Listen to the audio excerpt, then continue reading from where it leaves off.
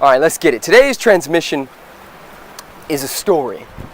A story that I read in the book After the Ecstasy, The Laundry by Jack Kornfield.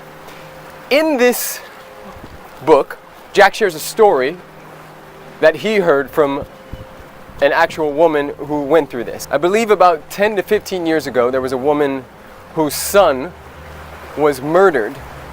Her teenage son was murdered by another teenage kid who killed him a part of a gang initiation.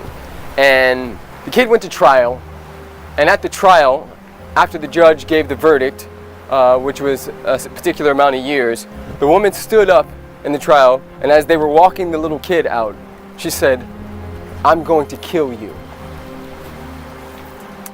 Now 6 months later, this 14-year-old kid is in jail, and she starts to visit him.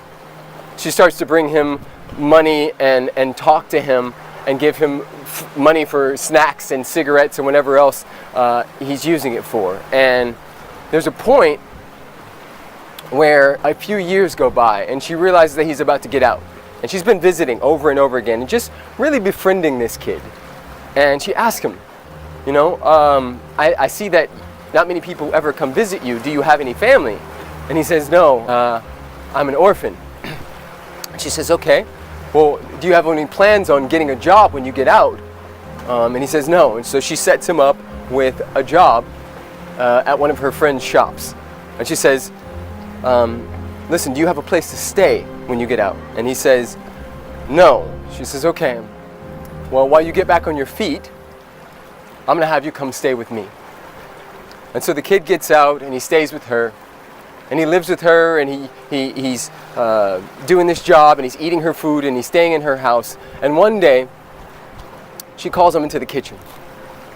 He sits down at the table, and she says, "Remember in the courtroom when I said I was going to kill you?" And he says, "Yes, I'll never forget that." She said, "Well, I did. Because I could not let the murderer of my son live on this earth anymore.